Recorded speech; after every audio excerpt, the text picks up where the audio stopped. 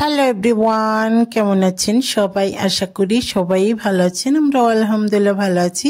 আজকে হলো সোমবার আর এখন বাজে রাত 9:30 মতো। তো ভাবলাম চিকেন পাকোড়া বানাই। একদমই কিন্তু অনেক ভালো হয়েছিল। তো আমি আমার মতো করেই চিকেন পাকোড়াগুলা বানিয়েছি আজকে, মানে প্রথমবারের জন্য বানাচ্ছি। তো দুইটা চিকেনের বুকের অংশ, যে সলিড মাংস, তো ওগুলা নিয়ে নিয়েছি 2 পিস। তো ওটা এখন কেটে নিচ্ছি। মানে 2 দিন আগে চিকেন এনেছিল, অনেকটাই বড় ছিল। তো ভাবলাম যে ওই চিকেনের যে মাংস, ওই সলিড মাংসটাই আলাদা করে রেখে দিয়েছিলাম এই পাকোড়া বানাবো ওই জন্য।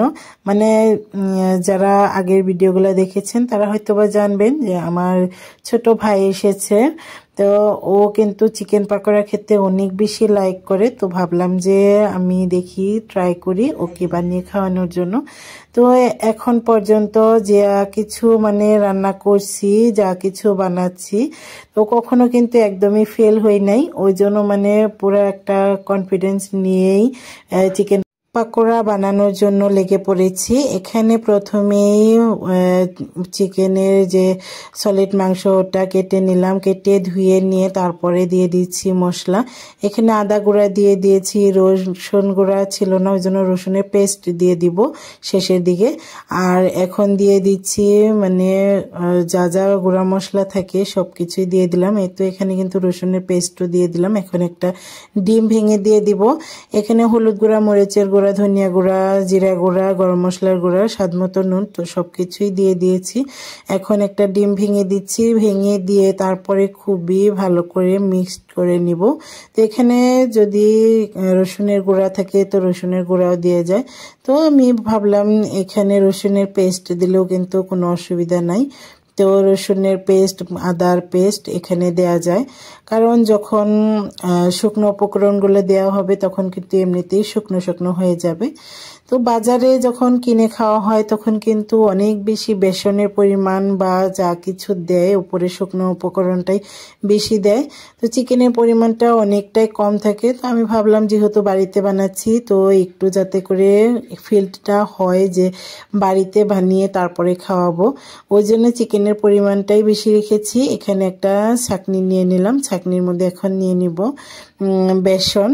তো বেসন নিয়ে নিব, চাউলের গুঁড়া নিয়ে নিব, তারপরে একটু ময়দা নিয়ে নিব। প্রথমে কিন্তু আমি ওটা ময়দা দিয়েছিলাম, উপরে বেসন দিলাম। এখন দিয়ে দিব চাউলের গুঁড়া, এখানে 2 টেবিল চামচ দিলাম। তারপরে দিয়ে দিব কর্নফ্লাওয়ার। কর্নফ্লাওয়ারটাও আমি বাড়িতেই তৈরি করেছিলাম, তো ওই কর্নফ্লাওয়ারটাই দিলাম। এখনো কিন্তু দেই নাই, মানে এই তো এটা হলো কর্নফ্লাওয়ার, এটা আমি নিজে বাড়িতে বানিয়েছি। তো ওই কর্নফ্লাওয়ার দিলাম। এখন একটু চাটনিটা ছেঁকে নিয়ে, পুরোটা দিব না, দেখি কতটুকু লাগে। তো সেকে সেকে যতটুকু প্রয়োজন হয় ততটুকু মানে সেকে ওটার উপরে এই শুকনো উপকরণগুলো দিলাম। পুরোটা কিন্তু দেই নাই। তো যার যেটা যতটুকু প্রয়োজন হয় ততটুকুই দিতে পারেন। আমি আসলে কম করে দিব বলেই আধাটুকুই দিলাম। তো যদি প্রয়োজন হতো আরও দিতাম। এখানে পুরোপুরি হাফ কাপের মতো হবে সব কিছু উপকরণ মিলিয়ে। তো সব কিছু এখন একত্রে মিশিয়ে নিলাম। মিশিয়ে নিয়ে তার মানে কিছুক্ষণ রেখে দিব। এখানে প্রায় 15-20 মিনিটের মতো ম্যারিনেট করে রেখে দিব। প্রায় 20 মিনিটই হয়ে গেল। তো এখন একটা কড়াইয়ের মধ্যে আমি তেল দিয়ে দিচ্ছি। পাকোড়াগুলো যেহেতু সেকা তেলে ভাজতে হবে, এখানে তেলটা গরম হয়ে যায়। তারপরে দিয়ে দিব এই চিকেনগুলা। চিকেনের মধ্যে কিন্তু আমি পেঁয়াজ দিয়ে দিয়েছিলাম, পেঁয়াজটা দেখানো হয় নাই। তো আমি প্রথমবার বানাচ্ছি, তারপরেও আমি আমার মতো করেই বানাচ্ছি। তো আমার রেসিপিটা আপনাদের কাছে কেমন লাগে অবশ্যই কমেন্ট করে জানাবেন। যদি ভালো লেগে থাকে অবশ্যই লাইক করে দিবেন আর চ্যানেলটা সাবস্ক্রাইব করবেন। আর এই তো এভাবে আমি একটা একটা করে দিয়ে দিব। আমি নিজে বানিয়েছি, আমার রেসিপিতে বানালেও কিন্তু এটা অনেক বেশি ভালো হয়েছিল, ওই জন্যই আপনাদের সাথে শেয়ার করলাম, না হলে করতাম না। তো এই তো সবগুলাই আমি চিকেন দিয়ে দিলাম। এখন আমি হাই হিটে এই চিকেনগুলা ভেজে নিব, কারণ হাই হিটে যখন উপরের দিকটা পুরোটা মানে অতটা শক্ত না হলেও যার যার মতে আলাদা আলাদা করে একটা কোট হয়ে যাবে, তখন আমি মানে এগুলা নামিয়ে রেখে দেব। এগুলা যেহেতু 2বার করে ভেজে তারপরে সার্ভ করব, ওই জন্য পুরা হাই হিটে এভাবেই আমি একটু নাড়াচাড়া করে নিয়ে তারপরে যখন কাঁটা চামচ দিয়ে দেখে নেব যে মাংসটা যখন সিদ্ধ হয়ে যাবে বা উপর দিকটা থেকে একটু কোট হয়ে যাবে, তখন আমি এটা নামিয়ে রেখে দেব। এভাবেই একটু ভেজে রাখছি। এভাবে মানে হাই হিটে কিছুক্ষণ ভেজে নেব। এই দেখুন অনেকটাই কিন্তু কালারও চেঞ্জ হয়ে আসছে। তো আর কিছুক্ষণ ভেজে নেব, তারপরেই কিন্তু নামিয়ে রাখবো। এখানে যারা উপরের দিকটা খুব বেশি মানে কোট করাটা পছন্দ করেন, তারা ওই বেসনের পরিমাণ যেগুলো মানে শুকনো উপকরণগুলো দিলাম ওইগুলো সবগুলোই দিতে পারেন। আর তার আগে ডিম 2টা দিলেই মানে সবগুলো মিলিয়ে পুরো একটা কোট হয়ে যাবে। তো তারপরে এভাবে ভেজে নিলেই কিন্তু উপরের দিকটাও পুরো ক্রিস্পি হবে। এভাবেও কিন্তু ক্রিস্পি হয়। তো তারপরেও যদি উপরের দিকটার ওই কোটটা বেশি পছন্দ করেন তো ওইভাবে বানিয়ে নিতে পারেন। আমি যেহেতু ওটা চাচ্ছি না, ওই জন্যই কম করেই দিলাম। তো কম করে দেওয়াতেও কিন্তু ভালো হয়েছে। তো সবগুলা উঠিয়ে রাখলাম, তো এভাবেই রেখে দেব।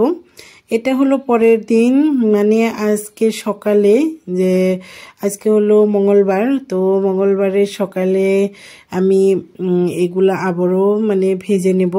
যেহেতু রাতে বানিয়ে রেখে দিয়েছিলাম, আজকে সার্ভ করব ওই জন্যও ভাজতে হবে। আর এটা ডাবল করে ভাজলে কিন্তু এটা অনেক বেশি উপরের দিকটা ক্রিস্পি হবে, ওই জন্যই আমি আবারও ভেজে নিলাম।